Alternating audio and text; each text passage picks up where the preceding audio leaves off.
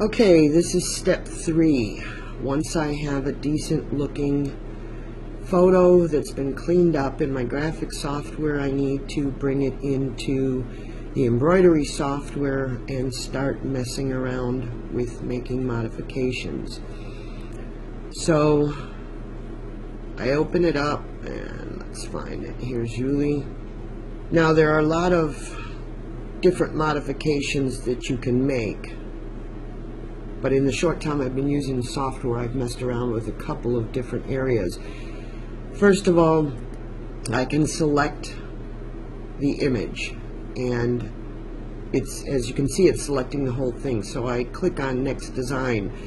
Right now it's got the circle, so it's selecting the lettering, and I click it again, and now we have Yuli's face.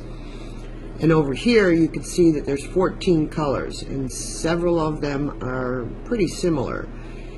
So rather than trying to decipher if I have every single shade in my thread database, I sometimes combine these, which makes it easier because I don't have to change the thread so much.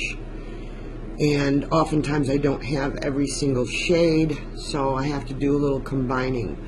Plus, as you can see, the software has come out with a lot of grays and blacks, where Yuli is a lot more brown. So I'm going to make some modifications. When I click on the different colors, it shows me where these colors are going to be stitched out.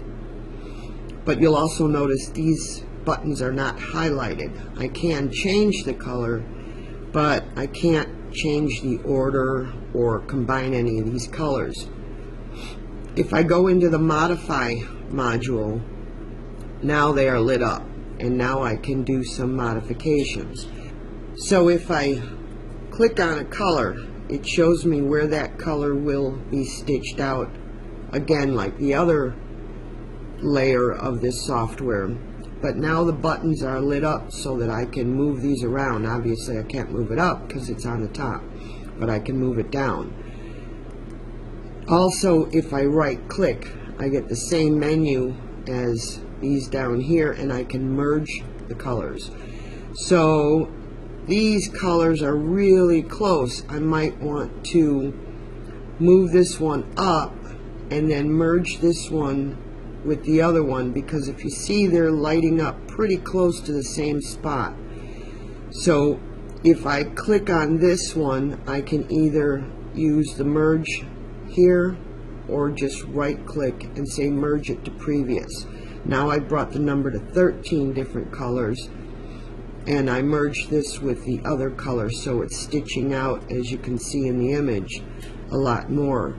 But also it's kind of gray, so I can go into the change color, choose a brown to jump to those colors, and maybe pick out a color that's a little more the color should be. And the same goes with these grays. There's kind of a blue gray, and these two grays look awfully similar.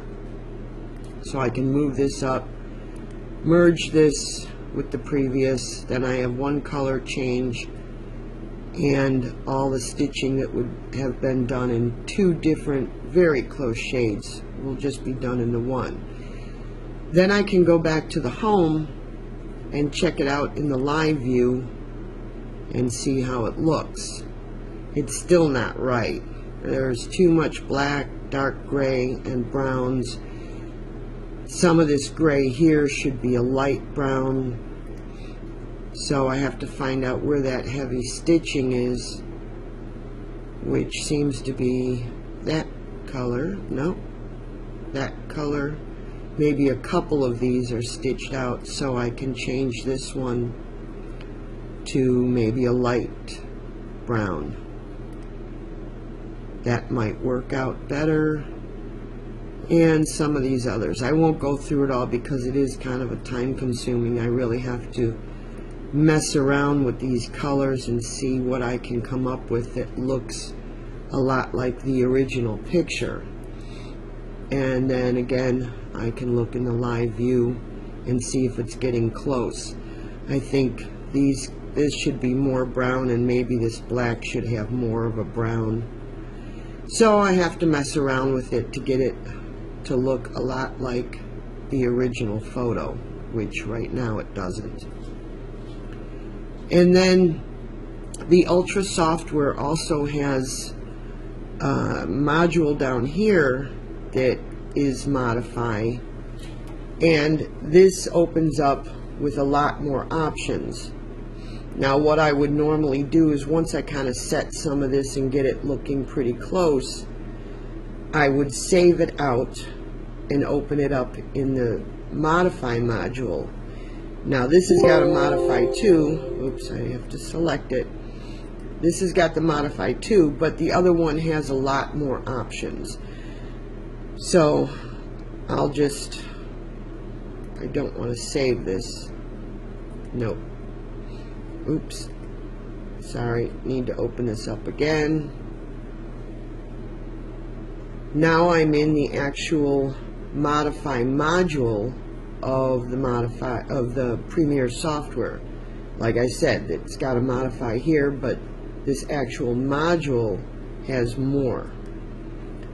So I'm going to go in and open up Yuli's picture again, and we'll just pretend that I made color modifications in the previous version, or the previous main software.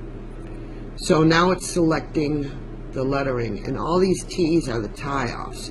That's where the sewing machine, the embroidery machine, will cut and tie off the stitching and move to the other, versus having lines going. My Sapphire machine isn't an embroidery machine, so when it does lettering, it has to shoot a little line across each one to connect the lettering, because it's all one giant stitch. With an embroidery machine, it can do the satin lettering and then stitch a tie off, cut the threads, and move to the next one, so the lettering is a little more clean. So I need to select Yuli, and as you can see, when I do, there's an awful lot of tie-offs in there.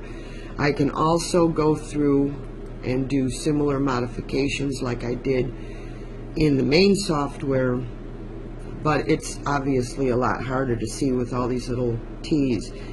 And although I once did go in and somewhere in here, I forgot where, under Modify, in this, yet another Modify. Within the Modify, I removed all the trim tie-offs, and I thought that would be great because it's not cutting and tying off the thread each time. But then what it does is it will make the stitches here and jump to the next area where it needs it and jump, and you end up with these long threads. It went a lot faster, and I didn't think it would be too bad because I just cut the threads. But when I did backs the first time, I noticed that I had tons and tons of threads to cut, and it was just impossible. Plus it didn't look that good because some of the long threads got knotted in with the actual color. So even though it takes longer, I leave all these in, or at least most of them. I do have a stitch optimizer I'll do before I save it and export it. But what I can do in here is I can go down here, and there's a little net, and I can zoom in, and I can cut some of these off and do some neat trimming. Now I leave some of these because it is a dog and it's fur, so you want to have some of these little things sticking out. You don't want to have it perfectly smooth because dogs' ears aren't perfectly smooth. But some of these are a little ridiculous sticking out. So what I can do is I go up to the home and select, I can do the stitch select, but then that is actually one little stitch. So what I like to use is this freehand, which I call a net, which is what I used in the graphic to cut out the image. And then I can kind of cut around and get several stitches at a time. But you also have to be careful with this because sometimes you can cut it out and create a long stitch like this one here, or worse, have some white stitch going across here. Like if I cut out all these, obviously that's a mess and there might be something here, but luckily there's an undo so I can return it if I make a mistake. And notice that you can also select it here. So either using the selection buttons here, but you have the image of all the parts of the design here, so you can do it this way.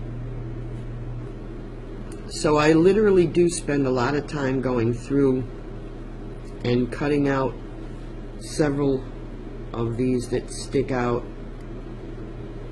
and I move down and see like something over here that's kind of goofy, but I also have to make sure, see, here's one that went nuts. There's a big thread between the ears now because I cut that one out, so it didn't line up between the stitches. It normally would have went down here, but now there's a big stitch here. However, that's going to stitch there and stitch there. It's not going to stitch in the background, so I could actually clip that one here and here once it's done, and it wouldn't make a difference. But you have to be careful. Sometimes you have something right across here and it stitches over it, and it doesn't look too good. So it's just some work going through here. Like this one, cut out this little stitch here. Well, it's not doing it because I'm not zoomed in very well, but I can cut out that stitch and pull some of this in. So it's tricky and it's a bit time consuming, and then down here you can zoom back to see what you're looking at, and then if you save it you can bring it into the other software without all these T's and get a better look. You can actually do the modification in the main software by using modify. Well, it won't let me because there's nothing here, but let me show you real quick. If I bring it in here and select just that portion of the image and go into modify, I can zoom in and do it here, but you'll notice these stitches are actually stitches versus the modify. When I move in, you see more lines. So it kind of depends on what's easier for you to work with. Maybe if I select it here and delete it, it looks better, but then is it going to look good when I pull it, when I pull it out? Is that going to be the right setting? So stuff like this I just have to clean up, and I leave a little bit so that it still looks like a furry dog. And again, I can modify these here as far as the colors when I'm in the modify view. So it depends on which area you want to use, and if you have this extra modify module. The advantage here is when I go into modify, I have this stitch optimizer, which I don't believe the other main software has when you're in modify. So what I do is I click the stitch modifier. Once I'm all satisfied, I save this out and I go back and forth between the two for the different views. But once I'm pretty well satisfied and I'm ready to export this, I do click the stitch modifier, and you'll see this saved 15,000 stitches. Over here it was 13,900, 139,000 plus stitches, and now it just removes some, so it brings it down to 124. May not seem like much, but that could be an hour's worth of stitching that's been removed, and those are usually little ridiculous stitches. And as you can see, there's something hanging out here, which was apparently just a little dot that I missed in the graphic software. So I would go in and select that guy and delete him, so there isn't one little, come on, stitch hanging out in the satin. Anyways, once I'm all done, between the two of them, going back and forth, modifying it, taking a look, in the live view to see how it looks and making sure it looks as good as I can possibly make it to the original image. Then I go to File and Export. And this will also do some optimizing. There's an option here to set low and high for stitch removal sensitivity. And the problem is, in fact, I just got an email back from the software makers trying to clarify what I'm asking, but there's a low and a high sensitivity, and I don't know what low and high does. I thought I knew when I was working with the satin stitching density, but a 1 I thought would be wide and an 8 would be tight, but it's the reverse.